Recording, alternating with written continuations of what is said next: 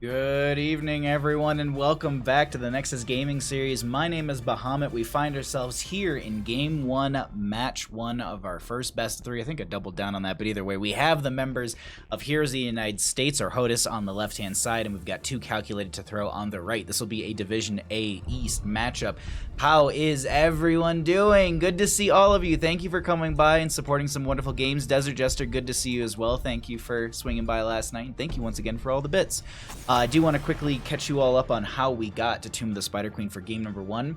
I have the wrong team names in here, so please give me 1 second, because I remember setting up the draft and going, don't forget to change the team names, Bahamut. I forgot to change the team names, so we'll go ahead and just fix that really quickly. Get you all set and up to date on all of this information. So the home team this evening is going to be the members of Heroes of the United States. They won the coin flip, opting for first pick priority for game number 1. They banned out Braxis, Holdout, and Alterac Pass.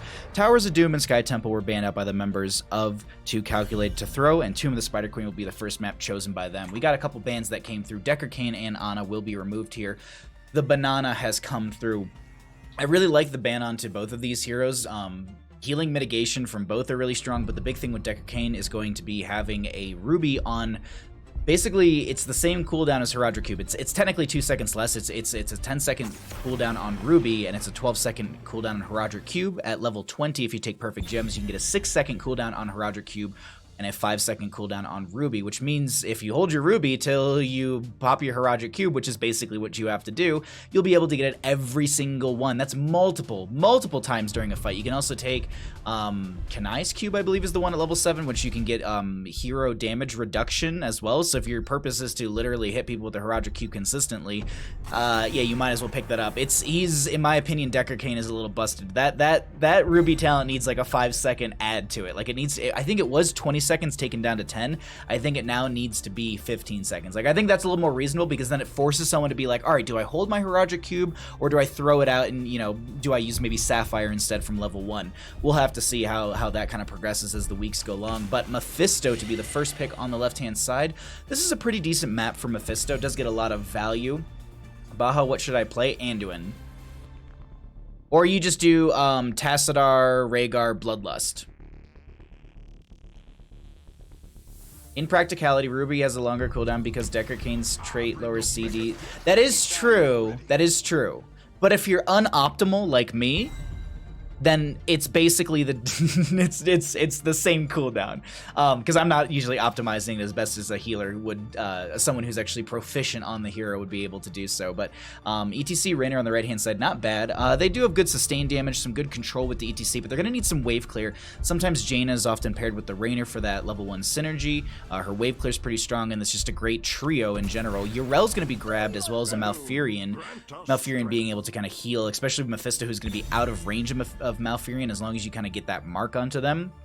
Here's the United States should be fine. The Innervate for cooldown reduction on top of the cooldown reduction Mephisto already can get with regeneration globes and just their baseline trait. I really, really like this. I like this draft coming out from Here's the United States.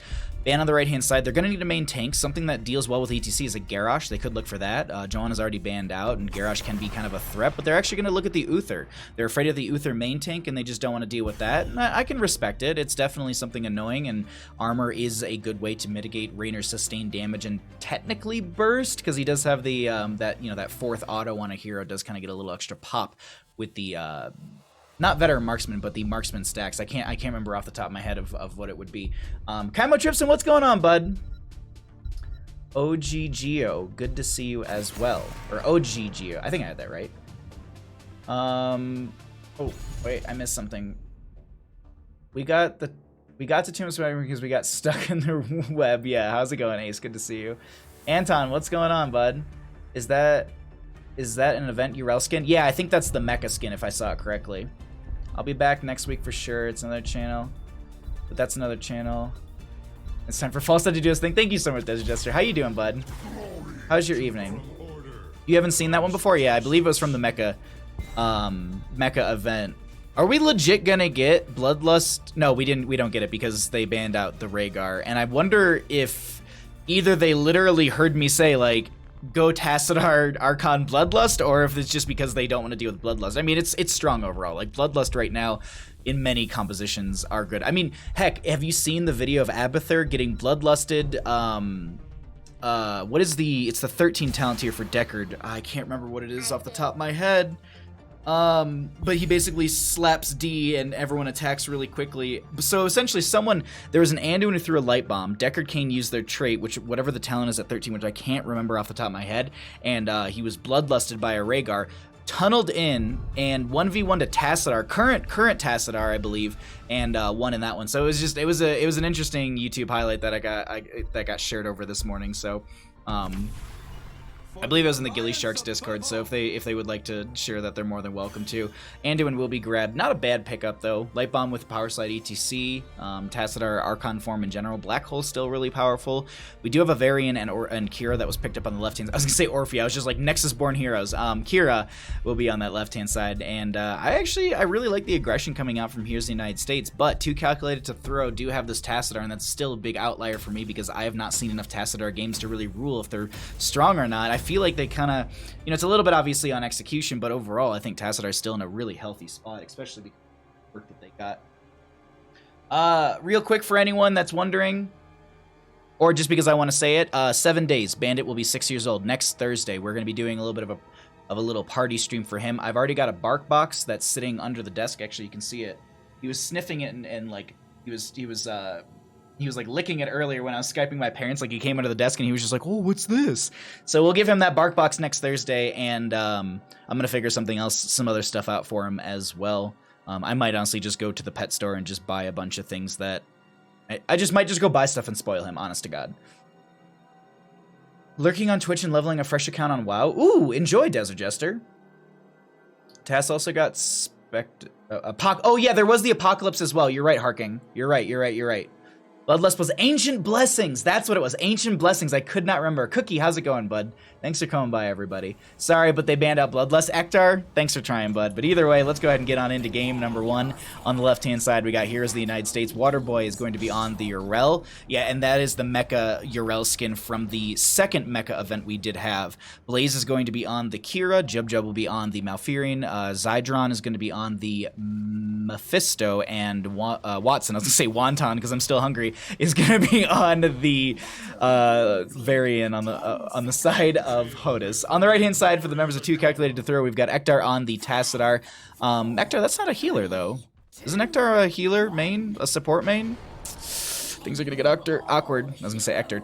X-Havoc is going to be on the ETC. Zamil is going to be on the Thrall. Space Justice, I think, is going to be on the Raynor, and Fear will be on that Anduin.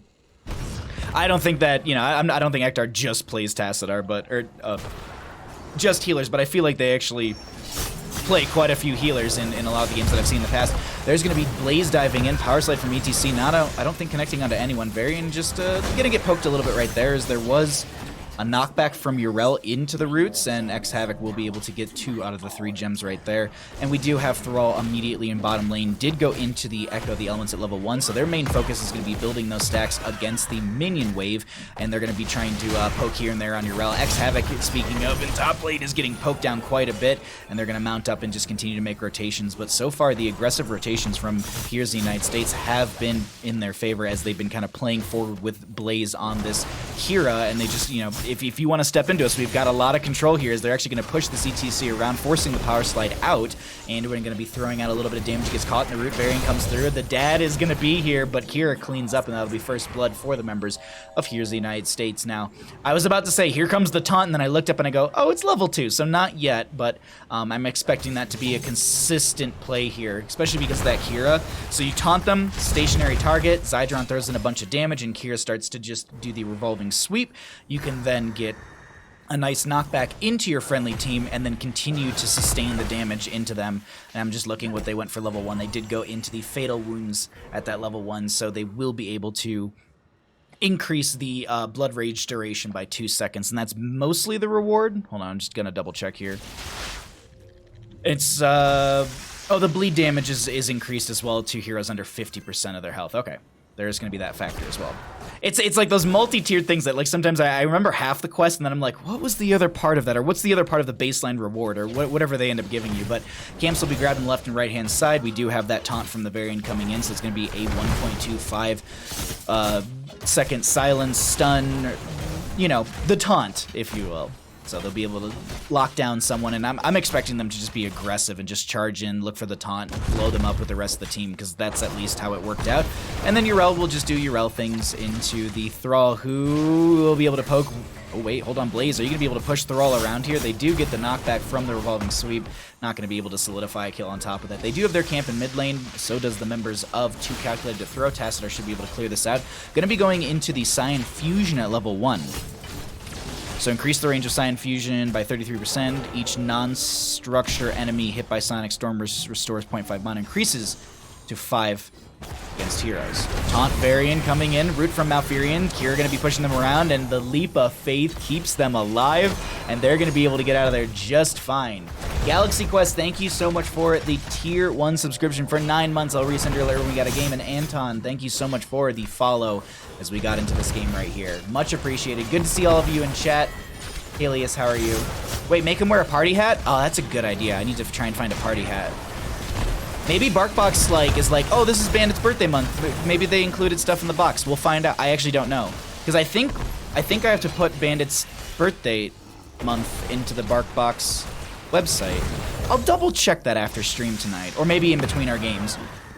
Because we do have 2 best of 3s tonight, so we might have some time. We might have some downtime, but in that downtime, I do believe I have a couple replays that I can grab. I know I have one from Winback, so worst case scenario, if we do have a lot of time, we can look at that. But I'll double check all that information after we get out of this series right here. First Webweaver phase will be going out in favor for Here's the United States. I didn't look and see, but we do have... Okay, so it's not going to be back-to-back turn-in potential after this, because they were looking fairly low when it came to total gems. They're probably sitting at somewhere in the 20 to 30 mark, right? Caster math? 20-ish, 20, like 21-ish, 22. I'm skimming through talents before we get right into this. I just want to see if there's anything notable. Kira actually just going into full blood rage stack build, and Ektar gets dove upon. They find the kill, and this Here's the United States composition works really well in this factor. They you know, Varian dives in, Malfurion throws some roots down. They actually ended up going into strangling vines as well. So you receive less healing. So if Anduin's trying to throw the... Oh, Dad comes in. That's... Yeah, there you see it. That's a rough go. This pick composition from Here's the United States is really hard to stop because they've built a little bit of a lead here. They've got some momentum. It's not like it's like heroics over the enemy side, but they've still built themselves a lead, and they're doing these single target picks during these crucial moments for these objective phases, and now they're just going to continue to siege in, and Ektar, well, there's the taunt. Force Wall was trying to force them back. That's going to be a root out. No healing to come through, and they're going to find another kill onto Raynor this time as Anduin just now gets back, and staggering out deaths like this is just real rough. They're all going to be in the bottom lane. I wonder if they're going to try and play into this camp down here. I want to actually jump onto their vision just to see what they're seeing. I don't know if they were seen. Not 100% sure on that one. But either way, we have stats up for you all to check out before 10 talent here does come through. The Varian special, honest to God, just the Malfurion and the Varian, this is already terrifying enough. Mephisto damage is great, and then Kira control for the end. I love the way that Here's the United States, like, we were talking about this last night on CCL with Paradox and I. We were talking about how in one of the composition there was basically layered CC. They would have Hanzo Rip Arrow, you would have Blessed Shield from Joanna, there would be a Wailing Arrow from Sylvanas. There was just these layered effects onto these players, and this is kind of what we're looking at right now, is they kind of have many layers to this to this dive. You know, Varian sets it up. There's the first layer. Malfurion throws the roots. There's the second. Kira dives in with Revolving Sweep just as the taunt ends, so basically immediately with the friendly team. They start to get that revolve. Right as the enemy is trying to angle to get out of there, when the roots do go down, they now push them back into the friendly team, and they find that kill consistently. It's just really, really well put together on the side of Here's the United States. But 2Calculated2Throw do have a little bit of control. They do have these chastises. They've got the face melt. They've got sundering potentially from Earth from Thrall at level 10. They've got the knockback from Raynor with the penetrating round. It's just they need to, if they can see the Varian coming out of the bush. I think the big thing here is, I was about to not contradict myself, but I was about to say, like, the hard part is that Varian's basically coming out of the bush every single time, and it's an unexpected gank. on just a single target, and that's the rough part. So now you're seeing them group up almost as a 5-stack. They actually are going to cycle Thrall out of this right now, and they're just going to go back into doing rotations. But this will be actually turn-in availability once again for the members of Here's the United States. Havoc trying just to get that 25 in there so they're not sitting on a bunch of that. But I just love the way that they're just layering this like an onion almost. Mitch, how's it going, bud? Good to see you.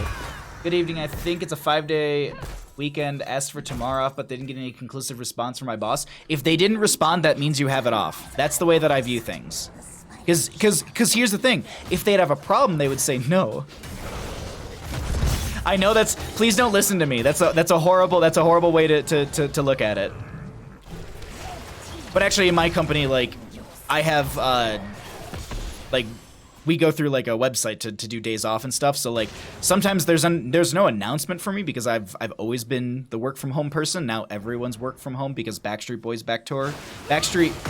tour is back, and it's just weird because like no one's like, there's no announcement of time off. And there was like a day when I got a call from 3 people and I was like, I'm off today. Like go look at the calendar actually. And they're like, oh wait, no, we just didn't get an announcement. Anyway, sorry.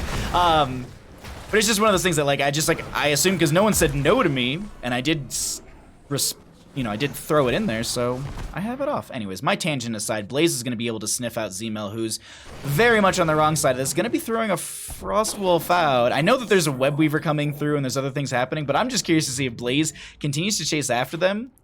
I mean, oh, maybe this.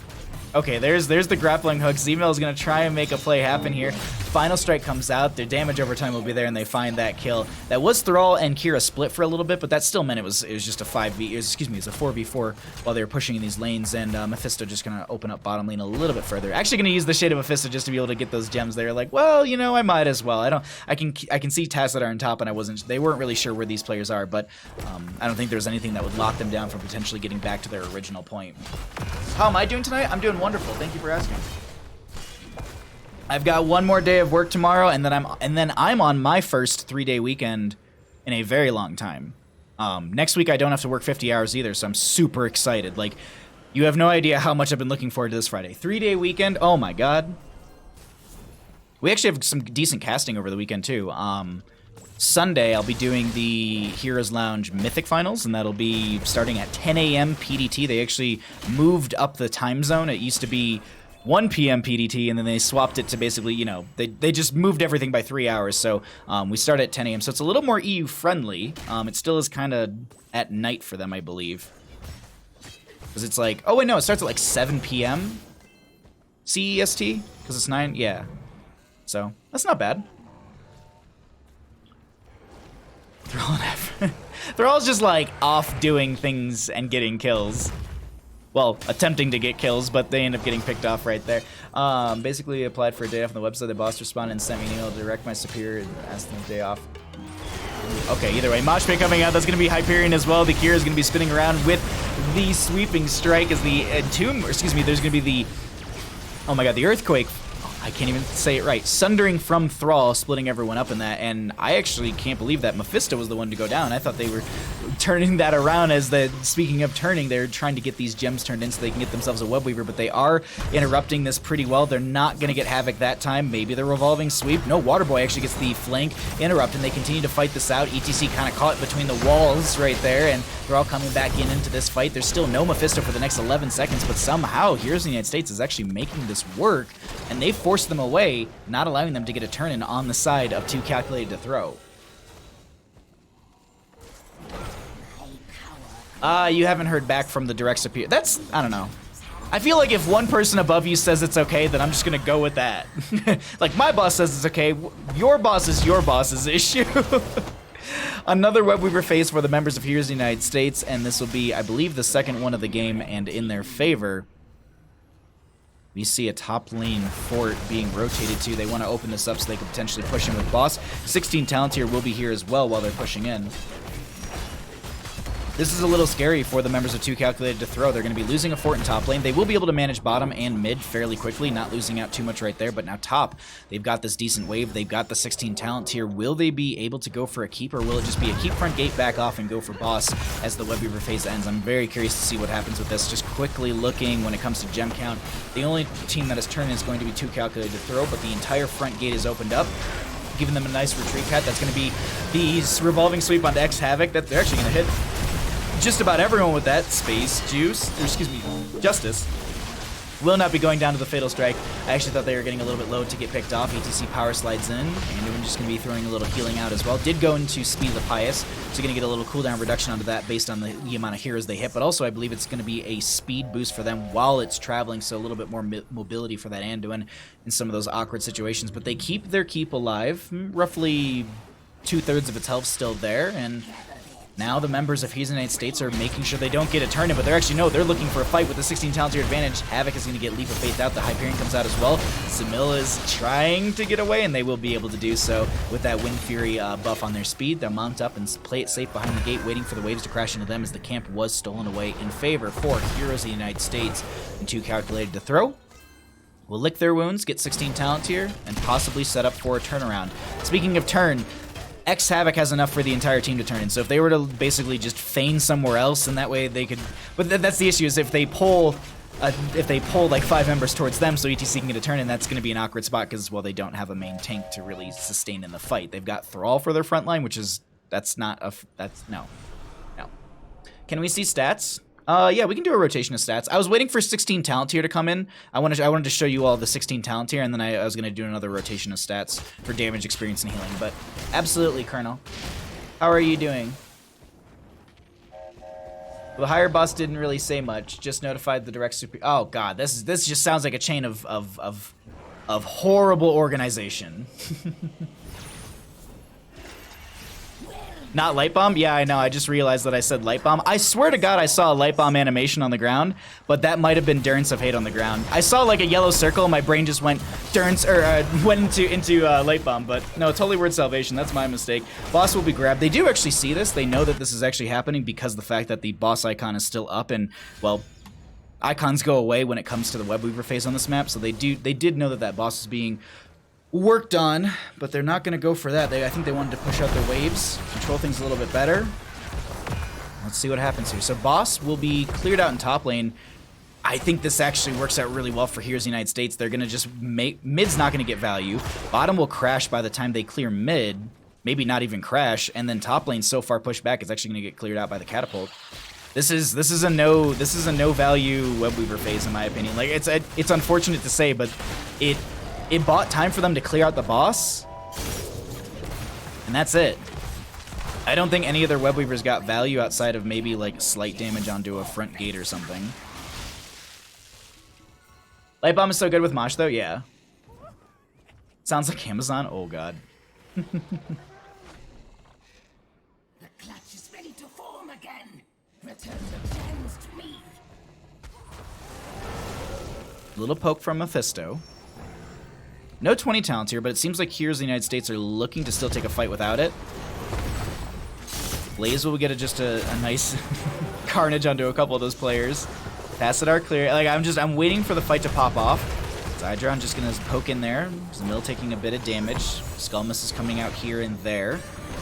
Turn availability will be in favor for 2Calculated2Throw. They need 2 more gems, so they could just wait for that top lane. They could wait for any lane just to kind of press in near them, and you can see them trying to filter those gems in here and there, but they've got a lot of good poke around this objective as Zydron does use the Shade of Mephisto to get in there. They should have another Skull Missile that buys a little bit more time, and they're just afraid of taking that free damage. Why take free damage when you could potentially just sidestep it? You are just canceling out your channel, which is the unfortunate factor. And during all this, they're getting the trickle soak for that 20 talent tier. I'm not gonna lie, I'm a little afraid. Mosh Pit will be coming out on the left-hand side. They're gonna catch 2. That's gonna be the Hyperion out as well. Tassadar pops the Archon form. The Sundering comes out from Thrall, and they're actually gonna find the Malfurion kill initially. We do have a bit of a split fight right now as Waterboy is trying to make their way back behind this, but Zamil keeps chasing in, and with that, they do have enough for a turn-in. They'll back off and go for said turn-in with the double kill that they just got. That is huge for the members of 2Calculated2Throw. Oh no, Watson steps too far forward. Protection by the Wake. Here's gonna try and spin around. That's gonna be a force wall from Tassadar, and they're now chasing onto Watson. They do have that 20 talent here, but They still, it's 3v5, but they shred through ETC.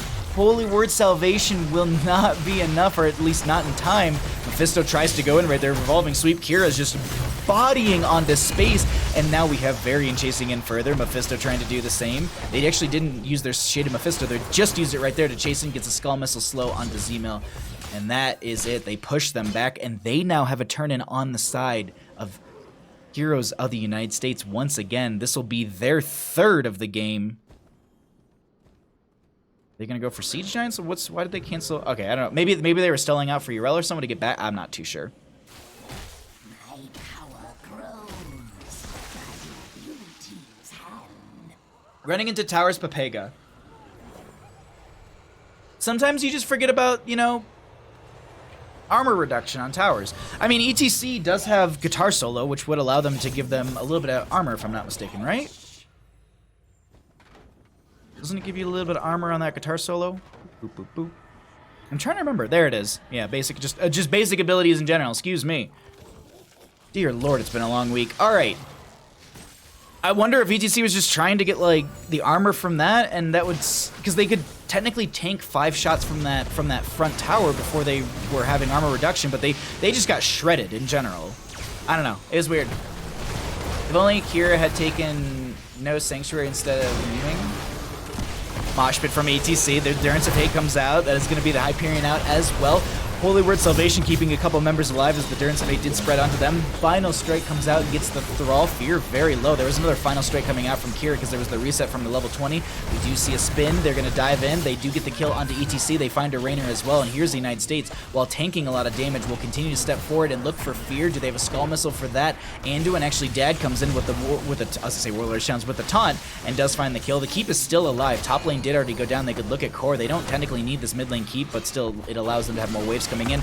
All 3 keeps go down. The members of Here's the United States are going to try and take down this core. They'll be able to do so, and that's going to be game number 1 over to them. GG. Well played.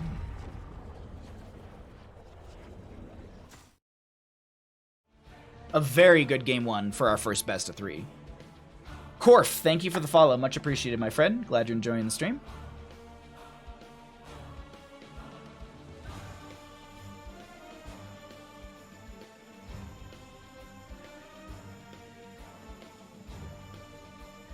Stream elements? Can you Streamlabs? Can you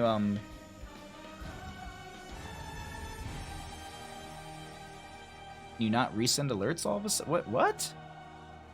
Refresh this. Or it's just gonna dump like 50 of the exact same resub alert.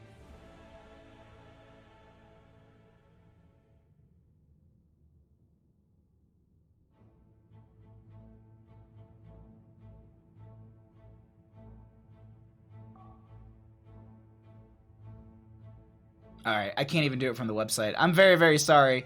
Galaxy Quest, thank you so much for the 9 months. Thank you for the tier 1. And the message was, wow, teasing Bandit with Barkbox. Bahamu Gaming. Bahamu 1 Bandit. Okay. Thank you. He's just gotta get pumped about it, though.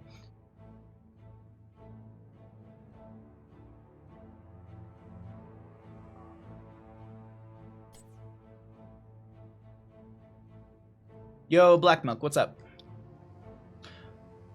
What is the average level player for Division A? I believe there's a command called, it's exclamation point NGS MMR, and I believe that'll give you the breakdown for each different division for NGS.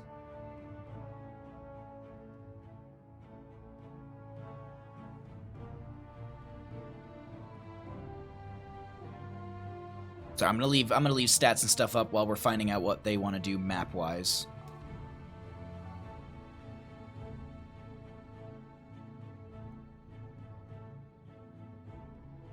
Alrighty, back to us 2. Bandit, of course, has decided to move away from the camera, so I'll have to fix that in a second. Just want to get the map going here, and that.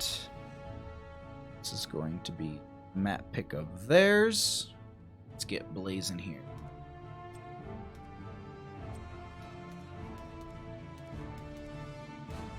Okay, I need to do one more thing, and then we can...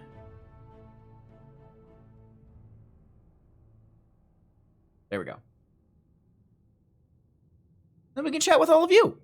Wow, they got in here quick.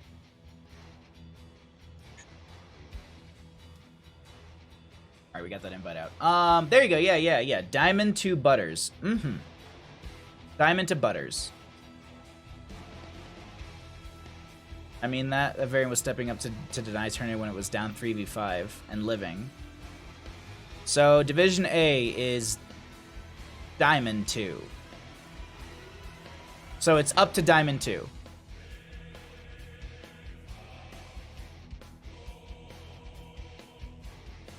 Diamond 2 is just the MMR limit for ORS. I don't know what that means. There's a couple of GMs in the league even. Probably. There's like a limitation on how they do stuff. I don't know it specifically, but that's just what's on their website. So I just copied whatever's on their website.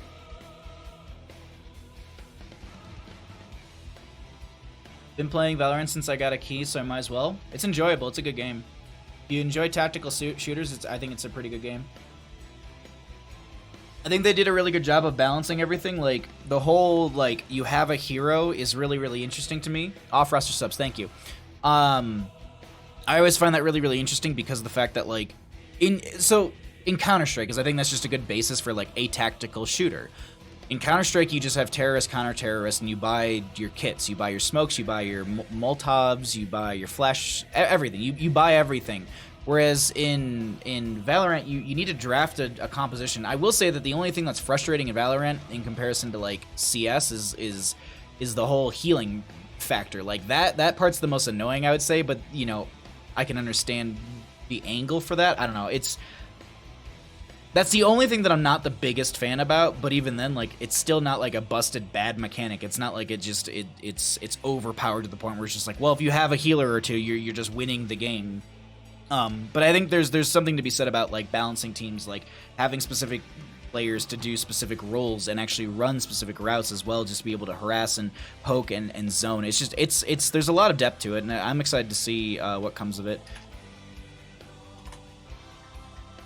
Molotov CS? Yeah, Molotov's in CS Global. Molotovs are there. How is it tactical? I don't know how they define it specifically, but it's just, that's like the genre. Like, Counter-Strike Source is a tactical shooter. If I'm not mistaken, Call of Duty, the one where they, like, 5v5 and you're, like, entering into buildings, like, that's tactical as well. Whereas, like, Apex is a battle royale. Yeah, like, because Apex is all about, like, running in there, is running and gunning, whereas the other, like, let's say Counter-Strike Source is more of playing the angles, you know, playing for bomb sites and stuff. And I know it's not a really good comparison because of the fact that we're literally comparing two different genres of shooters. So, but overall, like, I don't know, like, I think I've had fun with it. I don't have any major complaints, realistically. So, either way, let's go ahead and get into game number 2. We are going to find ourselves here on Battlefield of Eternity. Welcome back to the Nexus Gaming Series, everybody. My name is Bahamut. We are here on Battlefield for our Division A East matchup. We are going to be having... Okay, something's broken. That's what's broken. I need to fix something. Hold on. I fixed it. Cool. Galaxy Quest, thank you for the tier 1 again, and Moist Venus, thank you for the 12 months, my friend. Very much appreciated. I was like, why is stream alerts not working tonight? Like, there's something busted. Using Bandit with the bark box. Bahamu 1 Bandit. So anyways, let's get back into this. So we do have, on the left-hand side, here's the United States up 1 in our best of 3 series. We have got 2 calculated to throw on the right-hand side, and we find ourselves here on map number 2 on Battlefield of Eternity. Bahamu 1 LFG. Thank you for the 12 months, Venus. This is so much appreciated. On the left-hand side, we had, here's the United States winning the coin flip initially. They are going to be choosing first pick priority for game number 1. Braxis Hold and Alterac Pass were banned out by them. Towers of Doom and Sky Temple were banned out by the members of 2 Calculated to Throw. Tomb of Spider Queen was the first map chosen by them, and they lost that. The losing team can either choose first pick... because they got 69 in the bank. Nice. Tomb of Spider Queen was the first map chosen by 2 Calculated to Throw. They They lost that map. The losing team can either choose first pick or map pick. They opted for first pick for game 2, so Battlefield was chosen by the members of Heroes of the United States. Thank you all for the donations. Thank you for the 69 bits, Weenus. Munkus, thank you for the 5 months and using your Twitch Prime here. It is so appreciated. Thank you, thank you, thank you. And Jason coming through with a raid just as we get into game number 2. Thank you so much, Jason. I hope you had a wonderful stream. Someone could shout that out. That'd be much appreciated. But we have an Ana Deckard once again to be banned out. Do we get any sort of respect on... Yeah, we do see the Mephisto being banned out here. Darl Fish, thank you for the follow as well. Much appreciated. Glad you're enjoying the content you're seeing. Show me Bloodlust. All right. Bloodlust Tassadar. Let's go. Tassadar Archon Bloodlust. Let's see it. 1-2 pick. Oh, it's exclamations. Thank you. Thank you. Thank you. Thank you, Languria. I don't really have much to complain about, but I think some things are annoying. Having to cock your gun every time you pull it out is kind of annoying. Yeah. Yeah, I get that. Because, like, I have the habit of, like, hot swapping between my knife and my gun because of just... It's a Counter-Strike thing. Like, literally sitting there mashing the Q button for no reason. Just as just, like an ADD kind of thing. I don't know. It's just, like, I remember, like, I can't tell you how many times just, like, you sit there and just mash Q and you're just hot swapping between your knife and your main gun. I don't know why, but, like, I do the same thing, and that was the one thing I had to stop doing. Anyways, all right, so ETC was banned on the left-hand side. Varian will be grabbed here on the right-hand side for the members of 2Calculated2Throw. They're going to be looking for that Twin Blades action. We actually could see Bloodlust here. Like, they could go Tassadar Rhaegar right in the 2-3 slot on the side of 2Calculated2Throw and just go Bloodlusted Varian Twin Blades with a Tassadar Archon form. I think that would actually be busted strong. We'll see if that's going to be the case. On the left-hand side, though, they do need their first 2 picks. They could go for Race or main tank. Joanna's up, so they could look for Joanna plus, like... Ooh, okay, I like the Li Ming. I was thinking they might go like healer tank, but I actually like the Li Ming a lot. Her poke potential is massive. Resets are huge on this map because you're going to be fighting a bunch, and she can actually go into the missile build with Aether Walker, I believe, at level 1, which is allowing you to have it in not improved, more damagey missiles. My brain tonight, like, I should have slept more last night, but we didn't. Show me Windblade's Lust. I'm gonna go with Windblade's Lust. Grant us strength. He 2Calculated2Throw. This isn't what I asked for. I wanted something completely different. That's okay. I actually kind of like the Phoenix here. This is interesting. So they got, I would assume, Purification Salvo. They might go into a Thrall, so maybe banning out the Thrall for the solo lane would be strong. Because Thrall Earthquake with Purification Salvo has been, not the standard, but I'd say like it's a great duo just because the AoE value. Thrall in the solo lane's not bad either, but they're going to get rid of the Jaina. Interesting strategy. Ban Ana and pick Li Ming. Well, first pick was on the side of 2Calculated2Throw, so if they have an Ana player on the side of 2Calculated2Throw, it makes sense.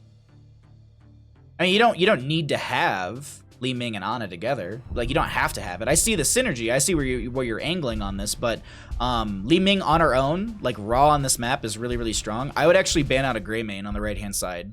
Greymane Li Ming is a wonderful duo. Yeah, and his I'm trying to think of the word for it. His Immortal Race is really, really strong in the Worgen form, and he can just amplify, like, it's just, Greymane dives in, and while everyone's dealing with Greymane and Joanna, Li Ming is just dumping in damage, and if she gets a reset, that's all that's it. Like, that she gets another Arcane Orb, and another set of magic missiles, and another Blink, like, it's, yeah, of course not, just a great combo. Absolutely, yeah.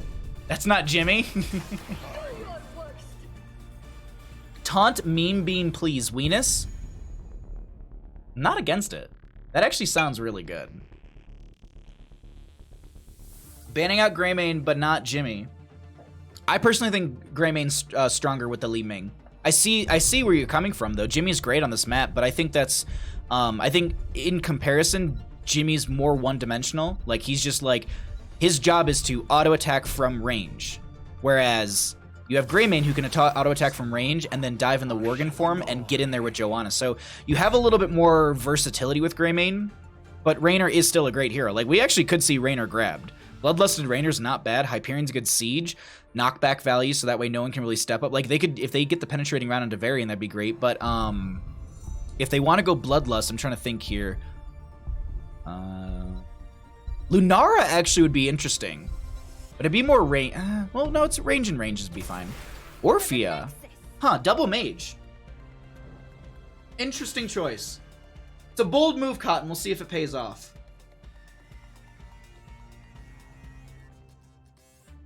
Where is Jimmy? Probably at the bar with Tychus. Buttsbot knows what we want. This is Jim Butt, best pal, Rhaegar.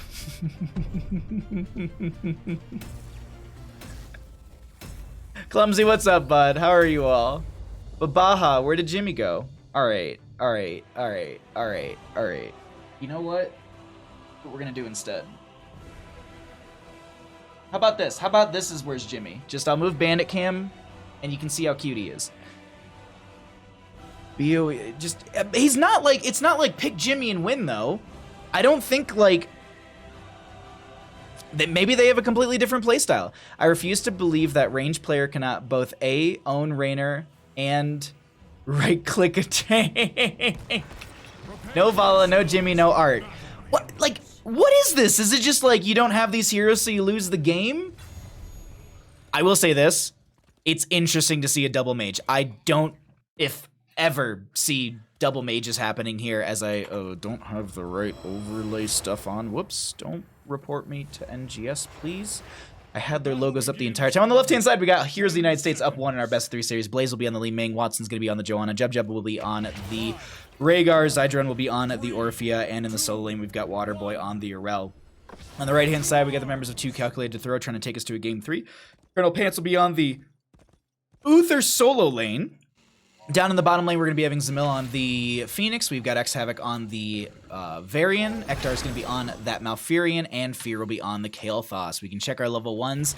Unfortunately, we don't have Convection Kael'thas at Division A. Who would have thought? Still going to be going Mana Addict. We do have Lion's Fang for the Varian, which is going to allow them to have a little extra slow from that once they finish that. I believe it's an increased slow and no decay. No, it's just the percent's increased and its duration's increased. Yes. Sorry, I am double checking a lot of these things because my brain's apparently not remembering any of the talents. I've said a talent, I'm like, that doesn't sound right, and I go to check it, I'm like, nope, that's not right whatsoever. So we'll do our best to keep you all properly up to date here as I'm just trying to find some without a questing talent. Uther is going to be going into the Hammer of the Lightbringer at level 1, so trying to get those stacks as quickly as possible for the trait for the passive value, as well as the cooldown reduction on Hammer of Justice. Havoc taking a lot of damage, so they're not going to try and turn onto Blaze, who's just dumping in some orbs here and there. Just peeking to the top lane really quickly, Colonel Pants is just going to be trying to freeze the wave as best they can. Towers will be kind of slowing down their level 1 stacks since they'll be burning through the wave a lot quicker, so those stacks will not be as quick. But hey, already at 24 out of these 75, if I'm not mistaken. Yeah, Hammer of Justice reduction. I said it and I was like, wait, is it more than just Hammer of Justice? No, it's just that one at level 1. Otis is just giving us a game 3 we all want. Maybe. Isn't this map one of KT's worst ones? I wouldn't say worst.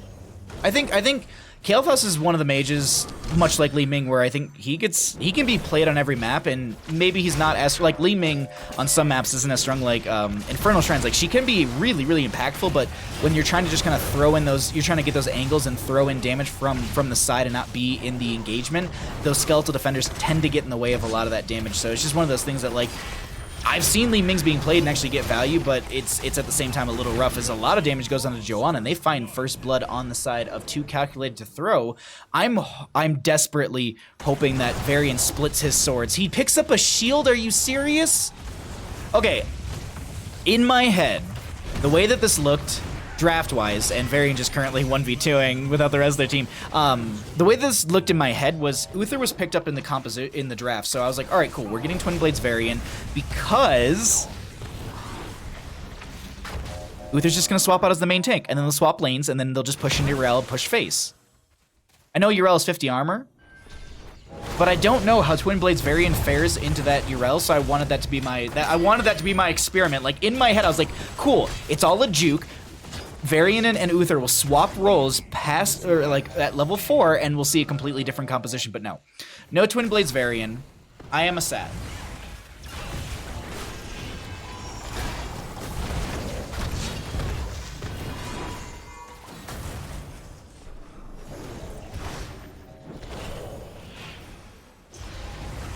I thought the Uther was the main tank, but that's for a lot. Yeah, like, I don't know. Wait, don't you mean ahead, not behind? What? I'm so confused. I am the confused. Anyways, we do have a little bit of a race over the Immortal phase right now, and Havoc? Just tanking a little bit of damage here and there. So this will be halfway phase, though, in favor for the members of 2Calculated2Throw. Who is gonna win this race so far, and they don't have a Jimmy. I'm just kidding. I'm not gonna harp on you, Chad. I know. Like Jimmy is a pretty standard on this map. Artanis is picked up here and there for the solo lane, but here in Division A, they're playing a different game. But that race coming out from the members of Here's the United States, that's gonna work out for them pretty well. I thought that, like, in my head, I had to double check it, and I'm glad that I did, because I was like, oh man, yeah, they got the race on 2Calculated2Throw, but no. I thought they had the first half. I read it completely backwards, even for the first half as well. So anyways, Watson gonna be stepping into the front gate with the Immortal as well. Delthos just gonna throw a little damage here and there. Havoc taking a lot. I'm waiting to see, like, do they step in here, or are they just gonna kind of siege from afar and wait for the Immortal to tank most of the damage? I think that's gonna be it. Li Ming just trying to throw a little damage in here and there. One of the interesting posts today, I was reading through a lot of the Blizzard posts today when they were asking about the Nexus anomalies on the Blizzard forums for this game. There was one thing that was pulled out, and it was posted somewhere. I can't remember exactly where, but they were just like, revert the changes so that it prioritizes the objective. So like Punishers or Immortals, like, because it, like, the example was so good too, because it was just like, it's so bad when John Cena dives in and I can't go and push face with him. I'm like, yeah, it's not the exact wording, but like, that is, it feels really like this map right here. I feel like they could have got a fort with the amount of shielding they had, the decent siege that they have on their team as well. Like, I know it's double mage, but they actually do have some decent siege. That's a taunt from Varian. Havoc gonna be able to just neander backwards. Kael'thas gets a gravity lapse out. Speaking of Kael'thas, actually at 13 out of the 20 stacks. While we have the 8 talent tier, or the 8 levels here, we're gonna go ahead and cycle through some of these other numbers, get an idea of what those look like. So we haven't had a chance for those just yet. Seems like these teams want to go for the camp up in the top lane. I'm waiting for the invade, but no, they're going to try and turn onto Watson down over here. Blink forward from the Phoenix. Havoc doesn't go for the taunt because the Iron Skin was up and available. Watson playing that real smart, will tap well. The invade comes onto the camp. Watson now coming back up here. Jub is going to be the target. Taunt comes out onto the Li Ming. There's the root from Malfurion. They're actually playing the composition that they won with on Tomb of the Spider Queen against Here's the United States. 2Calculated2Throw. Making plays. Yo, Ghost Dunk, what's up, bud?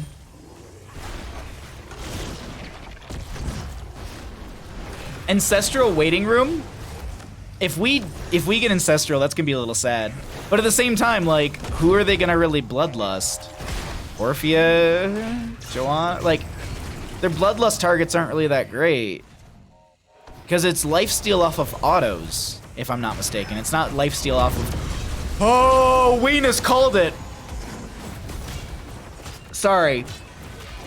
I wasn't prepared for the Planet Cracker. Like, I know that the talents have been there for a little bit, but I'm now piecing this together. Planet Cracker... Excuse me. Taunt from Varian, Divine Storm from Uther, Planet Cracker, Pyro... Yeah, this is... They're one-shotting. This is a one-shot comp. We'll see if it works out. Like, this is like, there was a one-shot comp in the last game. This is even more so like, we're gonna burn heroics for our one-shot. Realistically though, if they could like lock down Joanna with this, they probably would destroy her.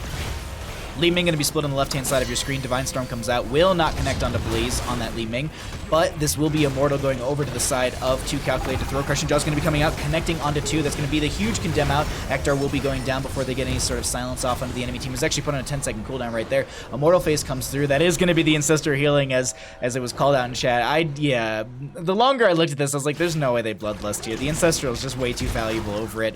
Immortal phase will be coming in through bottom lane. They're gonna try and push back this wave as the Immortal comes in. They're gonna burn this down as best they can in lane, so that way their structures take a little less damage. Blaze trying to throw a lot of damage out from this Li Ming to force back the enemy team, but now the Immortal steps up. We'll be losing that shielding, so we'll be in that melee range.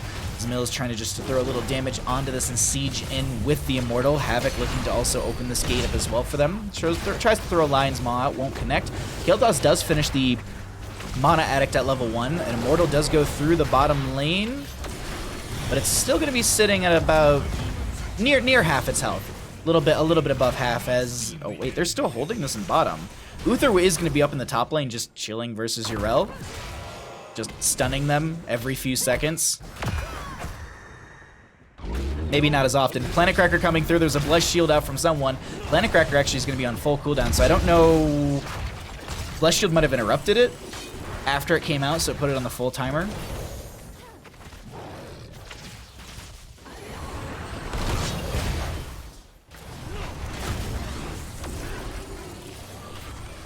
Welcome to Home Depot. Here are my hammers. Random Ancestral. What? Someone was low. The Ancestral was not necessary. I'm confused. Anyways, 13s will be here. 13s will be here soon. Waterboy is still pushing back the top lane. We actually have Colonel Pants rotating down. They do have the Divine Storm up and available. They're looking for a flank, I think, onto this team. I'm going to pull away talents so we can see this a little bit better. Uther actually, no, goes back into the top lane. They're going to continue to push in this fight. Crushing Jaws comes out. Zamil very, very low. Ancestor healing onto Zydron right there. They had like 200 health. Silence out from Malfurion. Li Ming going to back off while they aren't able to do any sort of damage. Waterboy does rotate down here, sits in the bush. I don't think they have any sort of setup because at the angle that they're at, so they just join the friendly team. They push in this bottom lane a little bit. They can just prepare for the Immortal phase that is going to be popping up on the left and the right-hand side. Both teams will grab themselves bruiser camps. What's up, Ghost Dunk? Thank you again for the 18 months. Very much appreciated. It's time to chug tea so we can get that sipped before we get into our Immortal race. It's going to be, well, as you can see on the race side for both the teams, a little bit faster on our left-hand side. But it will be close. What are we looking at? Actually, not as close as I thought. 4,000 HP difference. And 13 talent tier, though, on the side of the slower team as they dive in. That's a lot of damage onto Uther. Divine Storm is up and available if they want to try and drop that before they go down. There's a root from Malfurion just to zone them back. Oh my god, Blaze almost finds the Arcane Orb onto Colonel Pants. And I think they're actually trying to angle for that right there. They don't find the angle that they need. Havoc taking a lot of damage. Colonel Pants low, trying to maybe find an angle for that Divine Storm. Planet Cracker's up and available as well. Yrel comes in here, looking to disrupt the backline. Zydron chasing in. There's going to be the taunt. Hey, where's the Planet Cracker? They're lining up for it. You can see Zamil doing it exactly. Colonel Pants getting very low. Do they drop the Divine Storm? There it is. Where's the... No Planet Cracker still. Crushing Jaws will come out. They're actually going to try and blink out, but they don't manage to do so. Wave of Force from Li Ming is going to push them around. Orphea is going to be popping off. There's the Planet Cracker. Not going to find a kill. It's kind of helping X-Havoc a little bit because of the zone potential of it, but meanwhile... They do just have to back off because they lost 3. Waterboy just going to angle and posture towards this backside, and that will be an Immortal over to the side of Here's the United States as the fort and bottom lane goes down to the Shaman camp since it was left uncontested. Unfortunately, the Flame Strike right there won't get that last little bit of damage onto the camp, and Phoenix, I think, was trying to tag this camp in top. Either decides not to do so or just backs off or isn't able to hit it in time. The angle, the dangle. Exactly, War. How you doing? Miss Windup Bird, how are you doing, friend?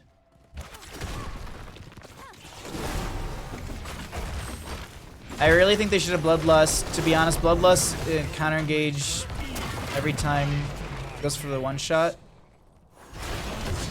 I don't know.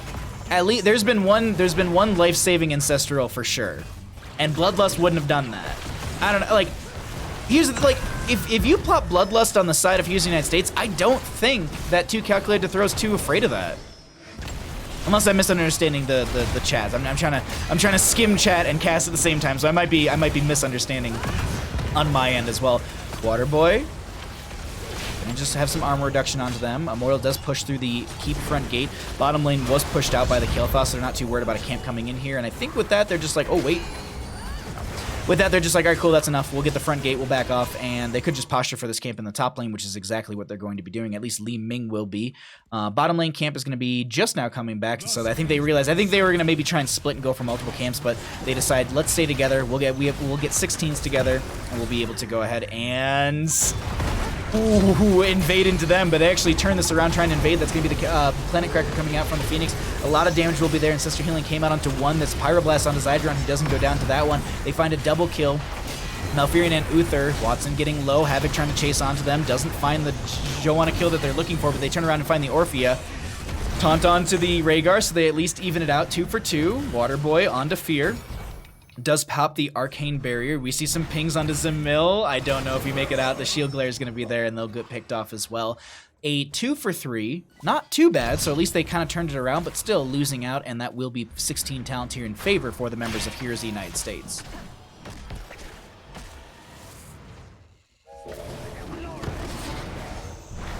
No Ice Block. Wait. Who has Ice Block? No one has Ice Block, right? Angus, what's up, bud? Zul Rose, how you doing? Silence on Durell. She's going to get picked off as I was reading Twitch chat. 16s are going to be here, and Immortal Phase does respawn once again, but top lane Keep has got a sliver of health, 420. You couldn't have done 6 more damage, so we could have done a 420 core or Keep. As long as Kel'Thas takes Ignite, 2Calculated2Throw still in this. Well, we're holding 16s, or excuse me. No Ignite.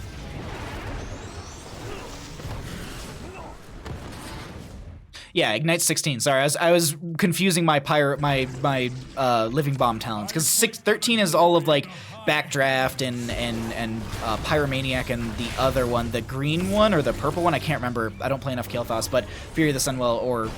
Ooh, wow, they're just going straight for this burn, and they should get the first phase here. Double camp in bottom lane that they're going to need to be wary of. Apparently, Urella is only so unkillable. Yeah, exactly. Only so unkillable. Righteous Hammer to knock them back. Colonel Pants getting a little bit low. Pyroblast comes out onto the Joanna. The Iron Skin actually is going to end, so they could have actually turned into that, eating it, and having the Iron Skin take a little bit of the damage. They're going to try and get onto Urel, who does pop the Ardent Defender. Gravity Lapse connects onto them. Colonel Pants getting very low, is going to get pulled around. They end up going down. No Divine Storm out from them before they die, but that will be the Planet Cracker interrupted by the Wave of Force, by the Crushing Jaws, I believe, from the Orphea, or might have even been Wave of Force from Li Ming. It's on just about that cooldown for it.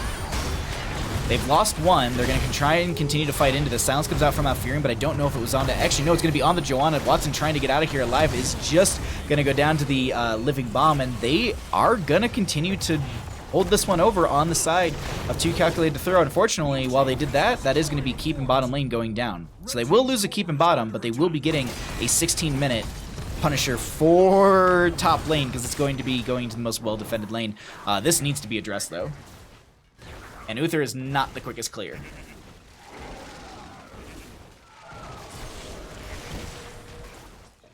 Does Urel Instamount have more value than her level 7? I believe you're not like you're not. No. I thought you were like, I thought it was you couldn't be dismounted for like a second or two, but I'm confusing, I think, D&D rules at this point, but as I said, it's been a long week for me, and my brain's we're at a point on this Thursday, but thank you all for joining me for these games. It's an absolute blast, though. All right, so we are going to be seeing 2Calculated2Throw starting to run it in through top lane with some Immortal. They do have Catapults coming in through bottom. I want to quickly just check. Catapults are doing 308 in auto right now at 16 to 17 minutes into our game. Immortal now stepping up to this Keep front gate. Crushing Jaws comes out, does connect onto the Kel'Thas. They tried to get a combo, I think, from Li Ming right to that center point. Doesn't find the damage they're looking for. They're going to take out the sidewall. They're going to taunt onto Orphea. Is there the damage they need? Pyroblast is onto them. Ancestor Healing does go out just in time, but oh my god, the Pyroblast value into them. A lot of damage onto one player. That is going to be Uther going down. I think they were trying to look for a Divine Storm, but just CC'd to hell, and they were not able to do so. That's going to be the Arcane Barrier popped by the Kel'Thas. Did they overextend with this Immortal Phase? Uther goes down, so no more Ghost Heals. Banner of Dalaran? It's the magic one. Is going to be in, was dropped right there. Catapult's actually a little distracted right now. Going to be going for this mid tower, which kind of actually good for Heroes of the United States. They can play this whole core area a little more aggressive, but that is going to be a saved tower, and they get top lane Keep. Seems like they want to invade onto this camp, though. Do they know? I'm trying to look. Do they have any idea? Kel'Thas? Sees it, decides not to go into it. Nope, throws a Flame Strike. Double Flame Strike. Orphea looking for a flank, and they're just like, wait a minute, maybe not so much. Taunt. Watson's going to be the target. Healing Reduction's going to be onto them as well. Crushing Jaws comes out from the Orphea. They're going to try and pull them back in this. A bit of a split fight. Fear needs to pop the Arcane Barrier. Very low. Does get popped by the Orphea. X-Havoc very low as well. The slow will be there, and they find a double kill. Li Ming getting the pop-off that they want. The Repulsion was picked up at level 20, trying to pull them in with that one because it's increased range as well as increased cast range. Or, well, effective range as well as cast range. There we go. Knockback distance there. That's the word. I could not think of knockback distance. They're going to try and end. They're looking to end here, but it seems like they're going to be able to zone them back for now. They'll be able to hold. And that'll be it before our next Immortal phase.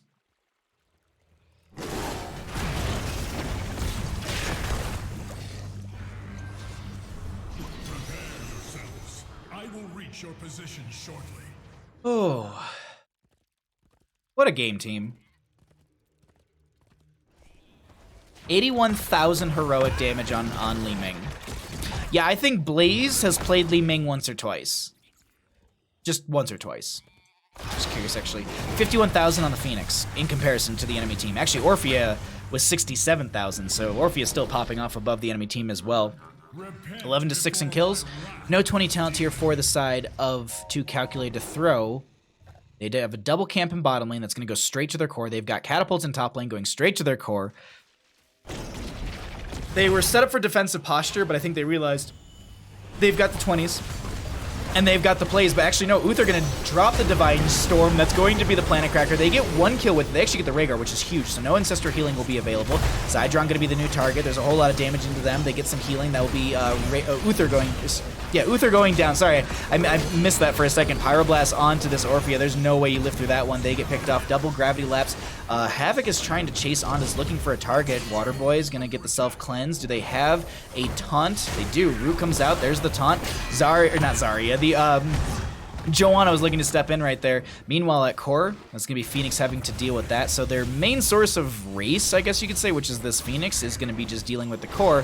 Meanwhile, Ektar and X-Havoc, yeah, they're not really the strongest. Fear's going to be hearthing back. Oh, someone might have DC'd. That might have been the issue. But race-wise, yeah, they realize we're losing this race against two tanks, so we need to try and find a kill. Gravity Lapse actually going to be thwarted by the own Immortal, and they realize, all right, well, we can't go for this. Phoenix is now over on the right-hand side, so they're going to be blinking in and trying to go for those autos. Just pew, pew, pew, pew, pew, pew, pew. And on the left-hand side, they're just waiting for the Orphea and the Li Ming to come back. Rhaegar is back from death and joining the friendly team as well.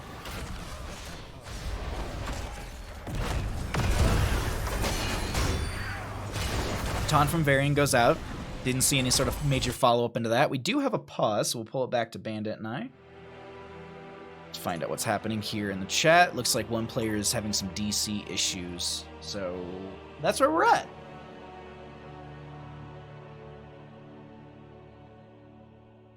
It's cool. Phoenix race OP. I feel like there's a cap at the end of that. Give Phoenix half an hour. Yeah, there's a cap after that. How are you all doing in chat? Oh wait, no, I didn't want to do that. Sorry, I didn't mean to do that. I wanted to show some. I wanted to do something else for myself. Sorry, we're not emote only. Whoopsie, I pushed the wrong button.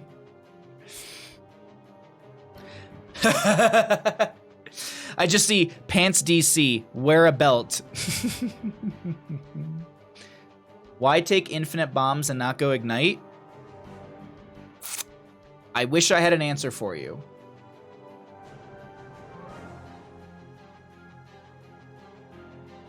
Not going hammer 16 for the team fight. Hammer 16. Sorry, I'm making sure that... Okay, they're connecting to Discord. Sorry, I saw them in game and I'm like, why do I have no readies? Okay. F the pants, yeah. Can pop the Varian with 16 hammer. I'm assuming this is a Urel thing. I don't know Urel off the top of my head. Is there a Righteous Hammer upgrade at level 16 that I'm missing?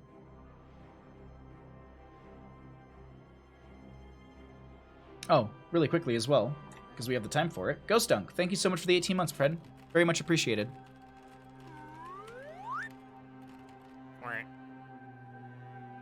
I will follow you to the end of the world.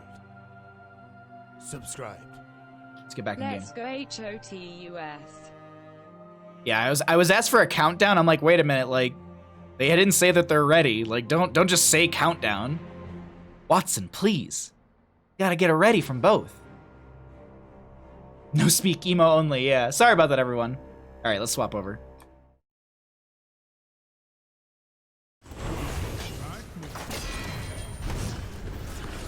All right, we're back in game, everybody. Audio's there, everything's good. Kael'thas trying to zone back with the Flame Strike. We do have the Blessed Shield coming out from the Joanna. They're going to step into this Immortal phase. They do also use the Iron Skin so they don't get knocked around. There's the Crushing Jaws. Orphea gets the double chomp. Ancestral Healing comes out just in time, and that is a Planet Cracker canceled. The Immortal phase does go over to the side of Heroes of the United States. They find double regeneration globes. They push a couple members away. Core is currently having some catapults on it that have actually already taken down the shielding. One more will be at 99%. The enemy team already coming in here with another wave of catapults. That Uther doesn't actually have a level 20. Uther didn't pick a level 20. So they don't have Redemption. Or Divine Hurt. Like, that's a rough go. But here's the United States. They're going to take the series in a 2-0 fashion. Wait to see if Zemo makes it out of the live. GG. Well played.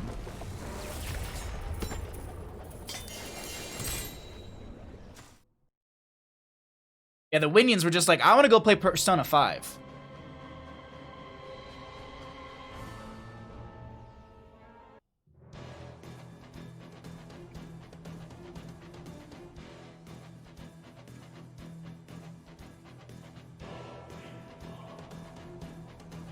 I thought this would be a comeback. I'm not gonna lie. I kind of was thinking that we were gonna see a comeback. There was a lot of momentum. I'm confused by this. I'm not gonna lie. Ooh, game 1 under our belts. Jazzy, what's up? Good games last night. Good Sylvanas play. Let me get a message out to Blaze.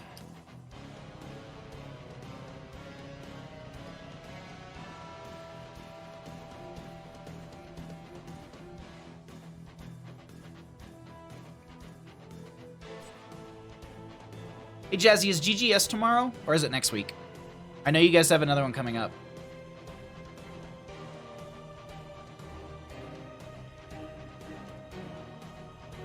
Good casting? Thank you so much. Good casting last night, but. Congrats to Hodas, the first win of their season, right? Is this really their first win of the season?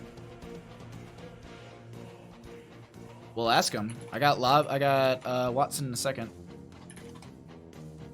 Watson is ready, and I said lobby 2 for NGS, so we'll get them in here in just a second. It's every Friday. Okay, cool. I wasn't sure if it was like every other or something like that. I couldn't remember if it was weekly or it was bi-weekly. That has got to be an emote somewhere. Just butt, yeah.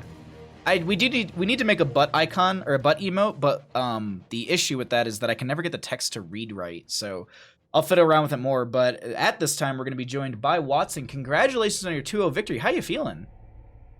Pretty good. It's our first match win out of the first 3 weeks, so that was nice to get one under our belts finally. I was literally just about to say, someone in chat was asking or was saying that, like, I was like, there's no Kappa. Is that true? Like, I've casted your team for seasons of NGS, and I'm a little surprised by that. Is it a little rocky of a start? Some roster changes?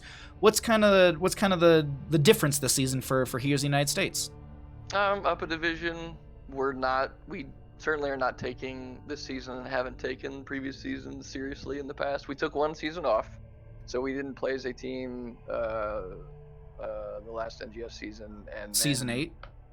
Yeah. Okay. Yeah, so we took that off, did not play together until, I don't know, maybe 2 months ago.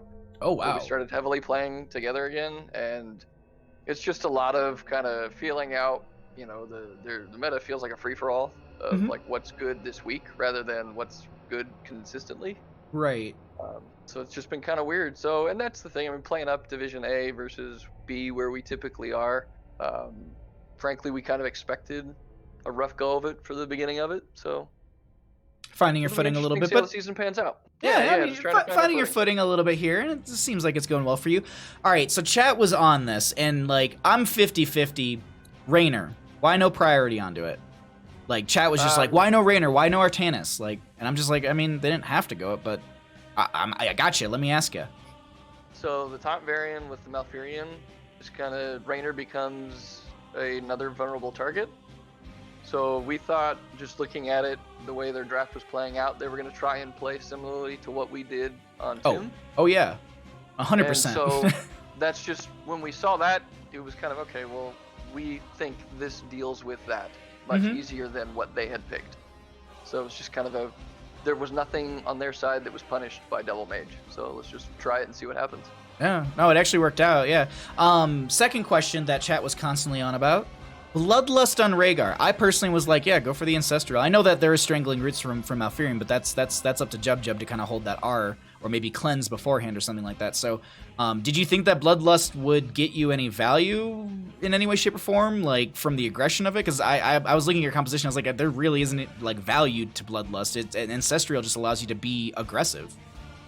Yeah, we didn't want to. So, our whole game was just kite, just delay and kite, and we were able to do that. If we ran into them, we're just feeding them exactly what they want. You know, you've got a Twilight Dream, Divine Storm at a time. Like, we walk into them, we just die.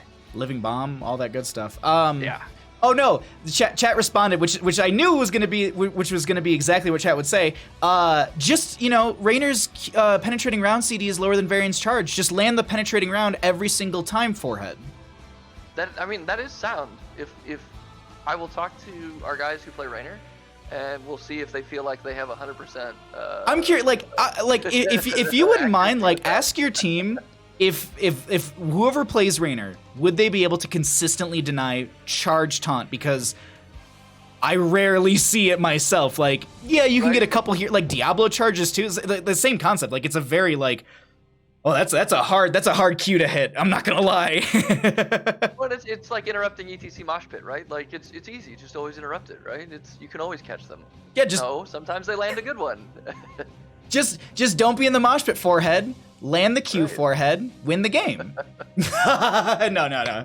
Just all the jokes aside, no. It was seriously such a fun game, and I just saw like chat had a couple opinions. I want to see how your views were as the players, and you know what you were doing based on what you're doing in comparison to like what everyone else was maybe thinking or what they would try. So just always good to get your perspective. We did. I mean, and that's the thing. We did think the Raynor Bloodlust was a viable option. It was just the more we saw their comp unfold, it became clear to me and the team that, you know what, let's not pick another.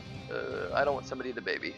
Like Johanna can walk around by herself, or if you can dash, we got teleport. There's a lot of ways to I want to shout you out in that last engagement over the Immortal phase. You stepped in and used your Iron Skin to avoid the knockback from the Immortal so you could chase into them and set up the Crushing Jaws for Orphea.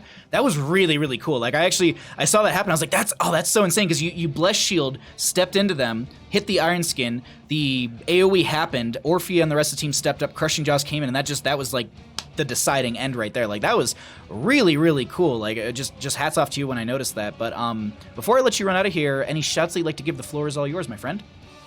Shout out to you, Mohammed. I love that you're still casting this game. I mean, it's funny how few people are playing it now, and I do think that, I mean, you can tell the population's died down, but it's amazing that the community is still out there, that people are still watching, and people that love the game are still enjoying it. You know, tonight, right? Like, I looked like both sides had a lot of fun. It was a lot of fun. It's a good game. No, it was an absolute blast. But if that is it for you, I'll let you run out of here. Thank you so much for the interview. Congratulations on your victory, and I look forward to seeing you all further down in Season 9 of NGS.